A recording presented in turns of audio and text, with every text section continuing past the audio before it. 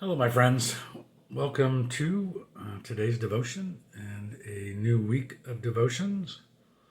We begin with Psalm 130, and I hope you have all survived and endured the obscene heat that we have all been experiencing the last couple days. Those of you in the San Gabriel Valley, I have nothing to complain about here in Orange County, where we were merely in the low triple digits.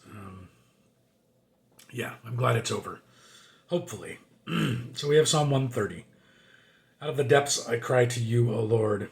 Lord, hear my voice. Let your ears be attentive to the voice of my supplications. If you, O Lord, should mark iniquities, Lord, who could stand? But there is forgiveness with you, so that you may be revered. I wait for the Lord. My soul waits, and in his word I hope. My soul waits for the Lord more than those who watch for the morning, more than those who watch for the morning. O Israel, hope in the Lord. For with the Lord there is steadfast love, and with him is great power to redeem. It is he who will redeem Israel from all its iniquities. So we're getting close to the end of the Songs of Ascent, the Psalms of Ascent, if you will. Coming just a couple more to go of those. And this one, as again, the people are preparing themselves for worship on a pilgrimage to Jerusalem or entering into the temple, whatever it might be. They are remembering and giving thanks to God, or if this is an individual, and it's quite possible that it is, but communally it can be thought of as one for all of us or something we all experience. It is a situation where it seems as though a prayer has been lifted up and it has not been answered yet, at least not in the way that the one who prays would hope. And so this one has to do with God's timing, his trustworthiness, and the hope that we have in God, that he does hear our prayers, that he does answer our prayers, but those things are the hope that we have and the trust that we have, but it is more about the timing, I think, in this instance, that waiting for an answer to prayer is often a very difficult thing because we are not super patient people, especially when we're in the midst of some kind of a trial. We cannot wait for it to end.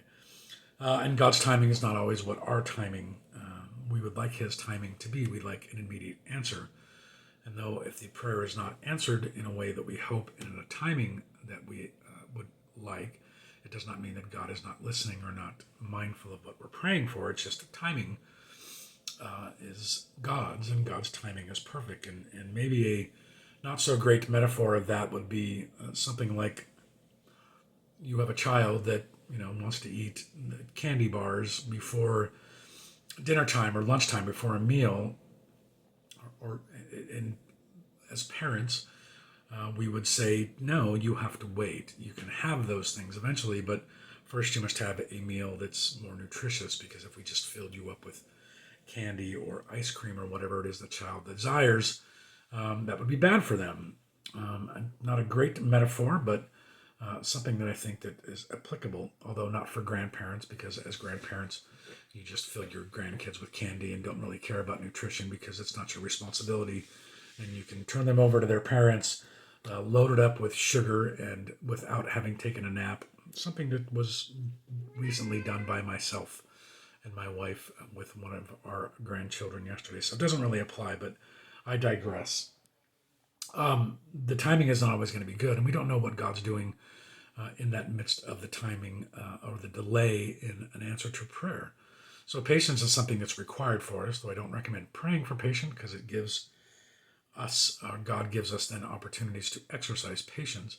But it goes back to that trust and the hope that we have in God, of knowing that he is hearing and answering prayers, and God's working out whatever it is that God's will is in our lives and in the lives of the people around us and the world around us, and that the timing of it is his choice and not ours. And there is purpose sometimes in his not answering when we want, and there are things that we can certainly learn through our patience. Again, it's exercising our faith muscles, if you will, of trusting in God, even though things aren't happening the way that we want. I know that's not easy, and that's not something that we would want to do.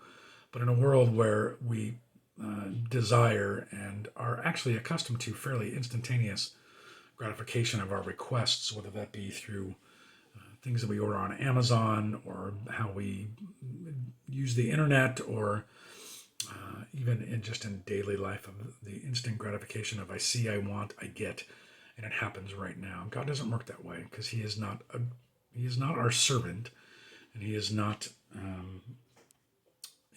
conformed to our will. We are to conform to His will, because He's God. So, as difficult as that may be, sometimes that is appropriate for us because of who God is and who we are. But knowing and trusting in God's faithfulness and His trustworthiness will help us endure, even if patience for us may be difficult. That's our devotion for today. Until tomorrow, when we have Psalm 131, be blessed.